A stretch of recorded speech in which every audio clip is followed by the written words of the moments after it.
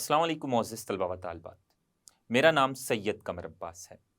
मोअज़्ज़िज़ तलबा व तालिबात, इस लेक्चर में हम फूलदार पौधों में सेक्सुअल रिप्रोडक्शन का अमल पढ़ेंगे। तो आइए चलते हैं ग्लास बोर्ड की जानिब। अस्सलाम वालेकुम मोअज़्ज़िज़ तलबा व तालिबात। आज हम फूलदार पौधों में सेक्सुअल रिप्रोडक्शन के बारे में पढ़ेंगे। फूलदार पौधे ऐसे पौधे जो फूल बनाते हैं और वो वाला ग्रुप जिस ग्रुप में पाए जाने वाले तमाम के तमाम पौधे फूल बनाते हैं, वो एंजियोस्पर्म का ग्रुप है। सिर्फ एंजियोस्पर्म्स यही वो ग्रुप है जिस ग्रुप के पौधे फूल पैदा करते हैं। बकिया जितने भी ग्रुप्स हैं पौधों के, उन ग्रुप्स में मौजूद पौधे फूल पैदा नहीं करते। सिर्फ वाहिद ग्रुप पौधों का जिस ग्रुप के पौधे फूल पैदा करते हैं वो एंजियोस्पर्म है। तो एंजियोस्पर्म ये फूलदार पौधों का ग्रुप है। अब ये जो फूलदार पौधे हैं, ये किस तरह से सेक्सुअल रिप्रोडक्शन के ज़रिए अपने जैसे नए पौधे पैदा करते हैं। फूलदार पौधों का जो तौलीदी हिस्सा होता है, जिसने रिप्रोडक्शन में किरदार अदा करना है या जिसने नए जानदार पैदा करने हैं, वो फूल है। फूलदार पौधों का फूल वाला जो हिस्सा है, यही तौलीदी और रिप्रोडक्टिव हिस्सा है। इसी हिस्से से नए फूलदार पौधे पैदा होने हैं। फूल के अलावा पत्ते, तने और जो जड़ है, इनका सेक्सुअल रिप्रोडक्शन में कोई भी किरदार नहीं होता। सिर्फ फूल ही वो हिस्सा है जिसने नए फूलदार पौधे पैदा करने हैं। तो ये हम लिख लेते हैं कि फूलदार पौधों का जो तौलीदी हिस्सा है, जो रिप्रोडक्टिव हिस्सा है, जिसने रिप्रोडक्शन करवानी है, जिसने नए पौधे पैदा करवाने हैं फूलदार पौधों में, वो फूल है। इन पौधों का तौलीदी तौलीदी यानी रिप्रोडक्टिव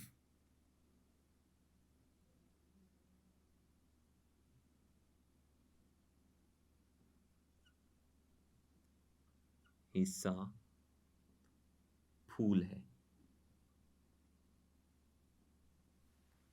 तो फूल के जरिए ही ये रिप्रोडक्शन करते हैं। अब फूल ये पौधे के जिस्म का एक हिस्सा है। फूलदार पौधों का जो आप जिस्म देखते हैं, आप कोई ऐसा पौधा देखते हैं जिस पर फूल लगे होते हैं। दरअसल वो वाला जो पौधा है, उसके लाइफ साइकिल में भी 2 जनरेशन होती हैं, 2 नस्लें होती हैं, जो कि हमने गुज़िश्ता लेक्चर में पढ़ी थी। उनमें से एक स्पोरोफाइट जनरेशन थी और एक गैमेटोफाइट जनरेशन थी। तो फूलदार पौधों का जो लाइफ साइकिल, उनमें 2 जनरेशन स्पोरोफाइट और गैमेटोफाइट।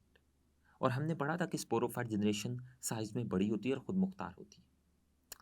अगर आप स्पोरोफाइट जनरेशन को देखना चाहते हैं, तो आप फूलदार पौधे का पूरा जिस्म देखें, तो वो जो आपको पूरा का पूरा फूलदार पौधा नज़र आ रहा है, जिस पर फूल लगे होते हैं, वो पूरी की पूरी स्पोरोफाइट जनरेशन है। स्पोरोफाइट जनरेशन ही फूलदार पौधे का पूरा जिस्म बनाती है। तने, पत्ते, फूल, जड़ें, शाखें, ये सारे हिस्से एक दूसरे के साथ मिलकर स्पोरोफाइट जनरेशन बनाते हैं। ये गमीटोफाइट जनरेशन नहीं होते। तो ये हम लिख लेते हैं कि पौधे का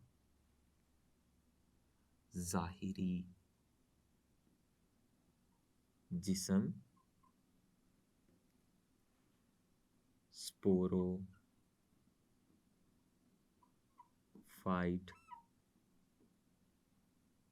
जनरेशन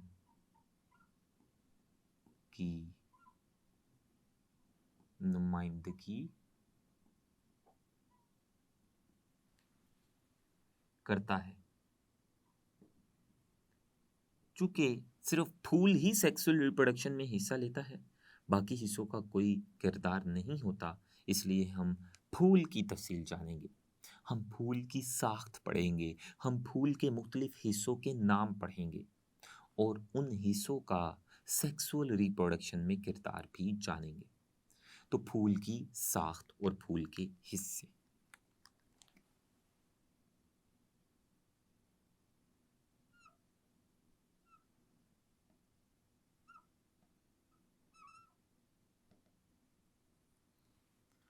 आम तौर पर फूल के 4 बड़े हिस्से होते हैं।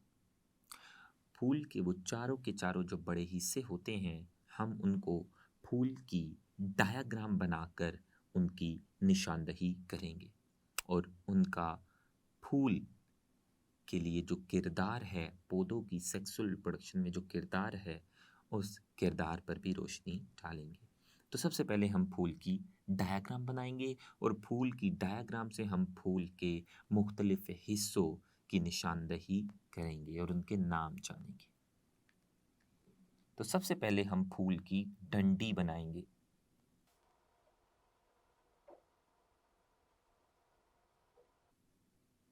ये मैंने फूल की डंडी बनाई है। जो फूल की डंडी होती है उसको पैडिसल भी कहते हैं। और फूल की डंडी नीचे से तो बारीक होती है, लेकिन फूल की डंडी का जो ऊपर वाला सिरा है वो थोड़ा सा फूला हुआ होता है, जैसा कि आप देख सकते हैं। ये फूल की डंडी है यहाँ से लेकर यहाँ तक।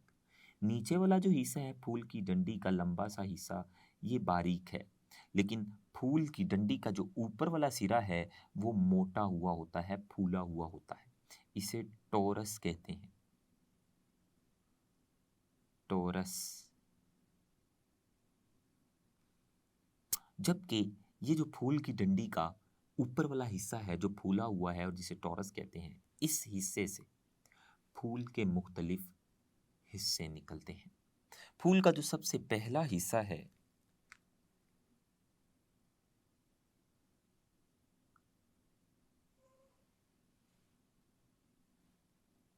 ये सेपल कहलाता है।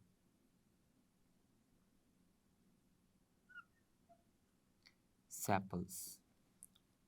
फिर ये जो सेपल्स हैं, इनके अंदर की जानिब और पत्तियां होती हैं शोख रंगों की, उन्हें पेटल्स कहते हैं।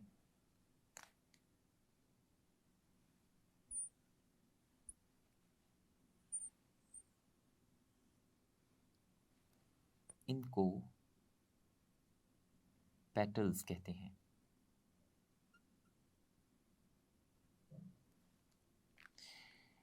इन पेटल्स के बिल्कुल दरमियान में अभी तक हम फूल के दो बड़े हिस्सों के बारे में पढ़ चुके हैं।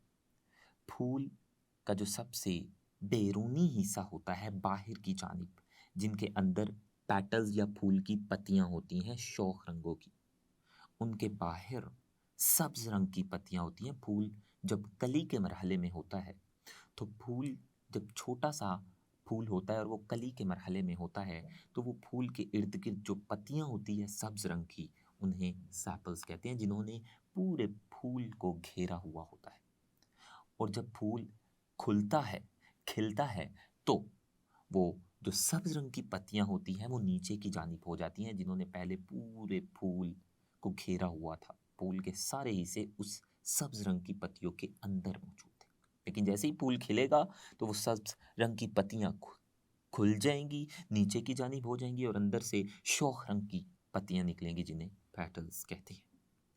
पेटल के बिल्कुल दरमियान में या फूल के बिल्कुल दरमियान में फूल का एक और हिस्सा होता है जिसकी शक्ल बोतल की जैसी होती है या सराही जैसी होती है। इसे कार्पल कहते हैं। कार्पल। कार्पल के इर्द गिर्द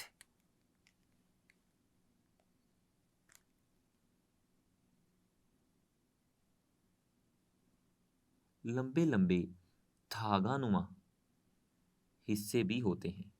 कार्पल की दोनों अतराफ पर लंबे से धागानुमा हिस्से होते हैं फूल के, इनको स्टेमन्स कहते हैं। स्टेमन्स। तो ये फूल के मुख्तलिफ हिस्सों के हमने नाम पढ़े। सबसे पहले हमने फूल की डंडी पढ़ी। ये फूल की डंडी है।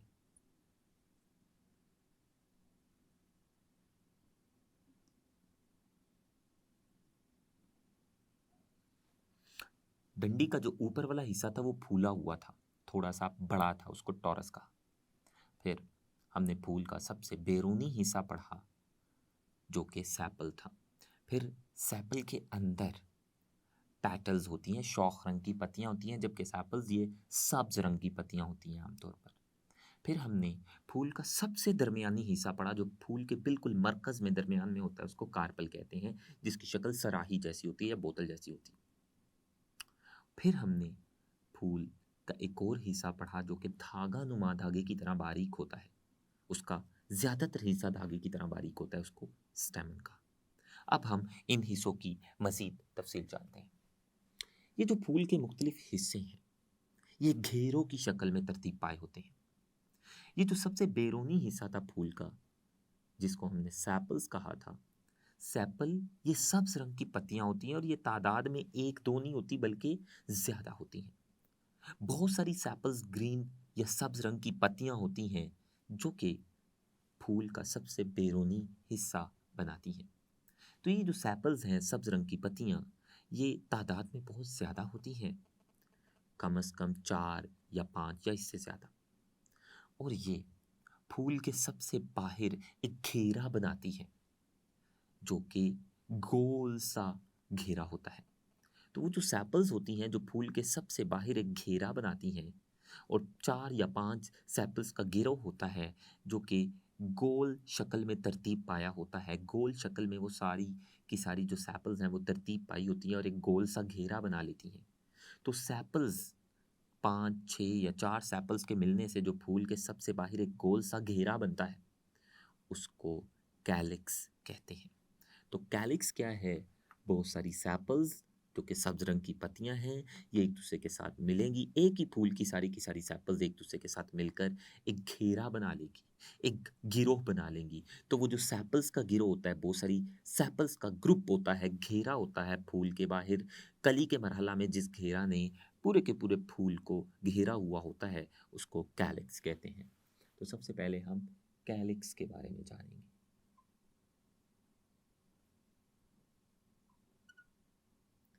कैलिक्स कैलिक्स क्या है? ये सैपल्स का घेरा है। ये सैपल्स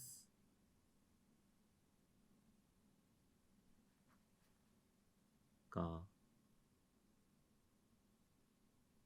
घेरा है जो सब्ज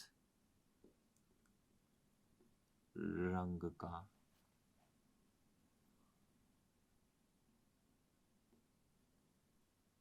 होता है। और इसका काम क्या है? इसका काम है जब फूल कली के मरहला में होता है, छोटा सा होता है, उस फूल की हिस्सों की हिफाजत। इसका फेल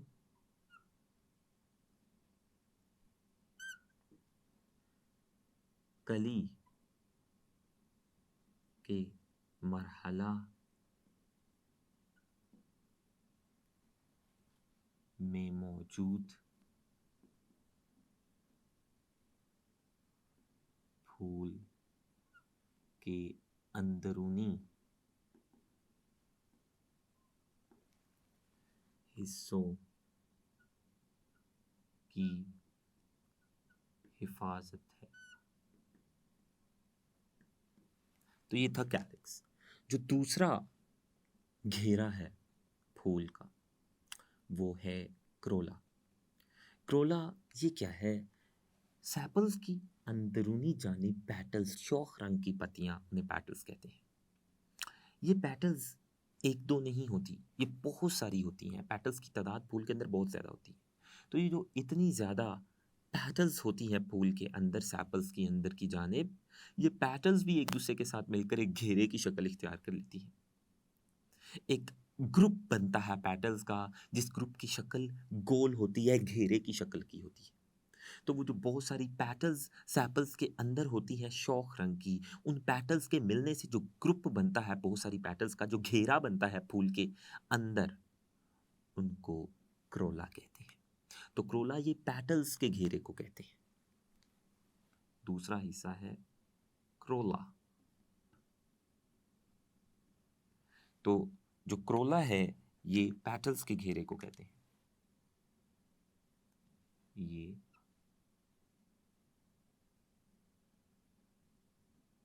पेटल्स के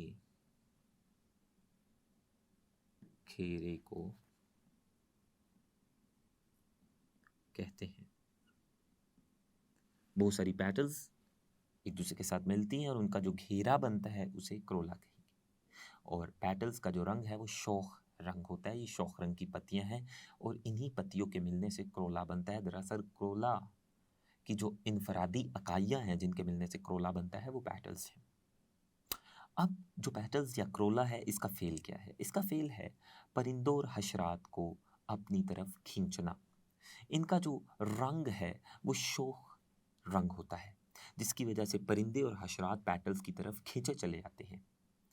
और जब वो पेटल्स की तरफ खींचे चले आते हैं तो वो परिंदे और हशरात फूलों की पोलिनेशन में किरदार अदा करते हैं। यानी वो जिस फूल की तरफ खींचे चले आते हैं उस फूल से पोलन ग्रेन्स परिंदों और हशरात के जिस्म के साथ जुड़ते हैं। और जब वो परिंदे और हशरात किसी दूसरे फूल पे जाते हैं तो पोलन ग्रेन्स उनके जिस्म से दूसरे फूल के अंदर गिर जाते हैं। इस अमल को पोलिनेशन कहलाते हैं।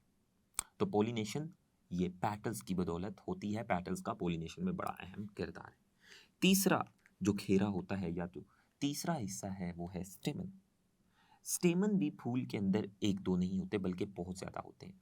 फूल के बिल्कुल दरमियान में तो कार्पल होता है। कार्पल के इर्द गिर्द ये जो आपको स्टेमन नज़र आ रहे हैं, स्टेमन भी तादाद में ज़्यादा होते हैं। और ये जो फूल के अंदर स्टेमन्स हैं ये भी चूंकि तादाद में ज़्यादा होते हैं, ये भी एक दूसरे के साथ मिलकर फूल के अंदर एक घेरा बना लेते हैं। इनका भी बहुत सारे स्टेमन्स का एक घेरा या ग्रुप बन जाता है। तो वो बहुत सारे स्टेमन्स के मिलने से जो एक गोल सा घेरा बनता है, बहुत सारे स्टेमन की तरतीब पाने से गोल शक्ल में जो एक घेरा बनता है या ग्रुप बनता है उसे एंड्रोशियम कहते हैं। तो तीसरा जो घेरा है वो है एंड्रोशियम। तो एंड्रोशियम क्या है? ये स्टेमन्स का घेरा है। अब स्टेमन क्या है? अगर मैं एक स्टेमन को यहाँ बनाना चाहूँ तो स्टेमन इस तरह से होता है। स्टेमन के आमतौर पर दो हिस्से होते हैं। ये स्टेमन का जो धागा नुमा बारीक सा हिस्सा आपको नजर आ रहा है इसे फिलामेंट कहते हैं। फिलामेंट। जबकि स्टेमन के ऊपर वाले सिरे पर आपको जो एक हिस्सा नजर आ रहा है जिसके दो लोब्स हैं या मजीद दो हिस्से हैं, इसको एंथर कहते हैं। ये एंथर है। एंथर। एंथर के मजीद दो हिस्से हैं। और एंथर क्या है? फिलामेंट के ऊपर वाले सिरे पर जो दो हिस्सों पर मुश्तमिल हिस्सा है स्टेमन का उसे एंथर कहते हैं। इसमें आप थैलियां देख सकते हैं। एंथर के अंदर आप एंथर के दोनों हिस्सों में आप गोल गोल थैलियां देख सकते हैं। इन्हें पोलन सैक कहते हैं। पोलन सैक्स। इन्हीं पोलन सैक्स के अंदर छोटे छोटे दाने बनते हैं, जैसा कि आप मुलाहिजा कर सकते हैं। इन पोलन सैक्स के अंदर छोटे छोटे दाने आप देख सकते हैं इन गोल गोल थैलियों के अंदर। ये जो छोटे छोटे दाने पोलन सैक्स के अंदर आपको नजर आ रहे हैं इन्हें पोलन ग्रेन्स कहते हैं। Pollen grains. तो ये हमने स्टेमन की तफसील जानी। और स्टेमन फूल के अंदर एक दो नहीं होते, ये तादाद में बहुत ज़्यादा होते हैं। और ये बहुत ज़्यादा स्टेमन फूल के अंदर घेरे की शक्ल इख्तियार कर लेते हैं। इनका जो ग्रुप बनता है उसे एंड्रोशियम कहेंगे। जो चौथा घेरा फूल में होता है वो है गाइनेशियम।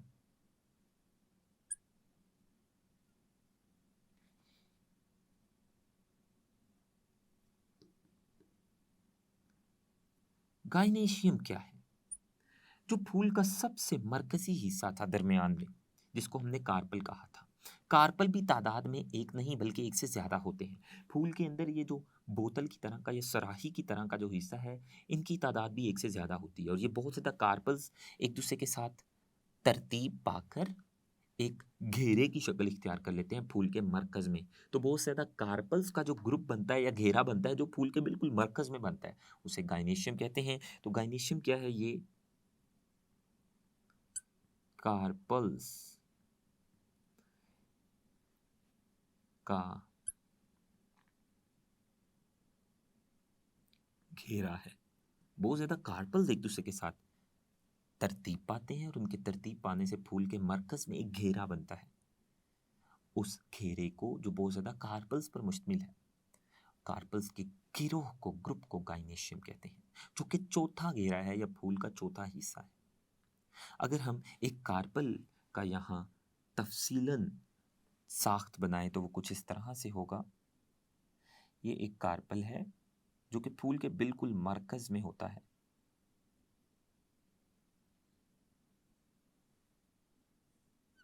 कार्पल के मजीद 3 हिस्से हैं।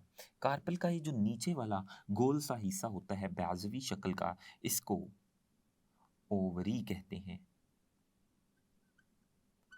ओवरी के ऊपर आपको जो एक दरमियानी ट्यूब नजर आ रही है, इसको स्टाइल कहते हैं। और कार्पल का जो सबसे ऊपर वाला हिस्सा है, सबसे ऊपर वाला, इसे स्टिग्मा कहते हैं। स्टिग्मा। तो ऊपर वाला हिस्सा स्टिग्मा, नीचे वाला हिस्सा गोल सा ओवरी, और स्टिग्मा और ओवरी के दरमियान में जो आपको एक ट्यूब नजर आ रही है, इसको स्टाइल कहते हैं। तो कार्पल के मजीद 3 हिस्से हैं। ओवरी में आपको एक गोल सा हिस्सा नजर आ रहा होगा। तो ओवरी के अंदर ये आपको एक गोल सी साख्त जो नजर आ रही है, इसे ओव्यूल कहते हैं। ओव्यूल। इस ओव्यूल के अंदर एक बड़ा सा स्पोर होता है, इसे मैक्रोस्पोर कहते हैं।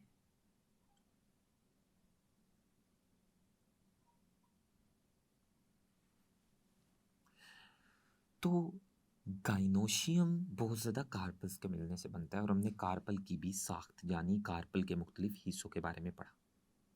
अब ये जान लीजिए कि जो फूल के हमने 4 मुख्तलिफ हिस्से पढ़े हैं, जिनमें सबसे बाहर सैपल था जो कि सब्ज रंग की पत्तियां थी, और जिनके ग्रुप को, बहुत ज्यादा सैपल्स के घेरे या ग्रुप को, जो फूल का सबसे बैरूनी हिस्सा है, हमने कैलिक्स कहा था। फिर कैलिक्स के अंदर शौक रंग की पत्तियां थी, पैटल्स, जिनके घेरे या गिरोह को हमने क्रोला कहा था। और फिर फूल के बिल्कुल मरकज में, बिल्कुल दरमियान में कार्पल था। उसके हमने मजीद हिस्से पढ़े, और कार्पल के घेरे या ग्रुप को, बहुत ज्यादा कार्पल्स का जो एक फूल के अंदर ग्रुप बनता है, उसे गाइनेशियम कहा। और फिर स्टेमन्स के घेरे को हमने एंड्रोशियम कहा, और स्टेमन की साख्त भी पढ़ी। ये जो 2 बैरूनी हिस्से हैं फूल के, सैपल्स और पैटल्स, ये गैर तौलीदी हिस्से हैं, क्योंकि इनका सेक्सुअल रिप्रोडक्शन में कोई किरदार नहीं होता, इनका तौलीद के अमल में कोई किरदार नहीं होता, इन्होंने स्पर्म और एग नहीं पैदा करने होते। स्पर्म और एग जिन हिस्सों के अंदर पैदा होते हैं, उन्हें तौलीदी हिस्से कहते हैं। चूंकि सेपल्स और पेटल्स का सेक्सुअल रिप्रोडक्शन में बराह रास्त कोई किरदार नहीं होता, ये स्पर्म और एग पैदा नहीं करते, इसलिए इन्हें गैर तौलीदी हिस्से कहते हैं। लेकिन ये जो 2 अंदरूनी हिस्से हैं, कार्पल और स्टेमन, ये दोनों के दोनों तौलीदी हिस्से हैं फूल के, क्योंकि इन्हीं के अंदर स्पर्म और एग पैदा होने हैं। ये जो हमने स्टेमन के बारे में पढ़ा, ये फूल का नर तौलीदी हिस्सा है, यानी इसके अंदर स्पर्म पैदा होंगे। कैसे, वो भी हम आने वाले लेक्चर में हम पढ़ेंगे। जबकि जो कार्पल है, ये फूल का मादा तौलीदी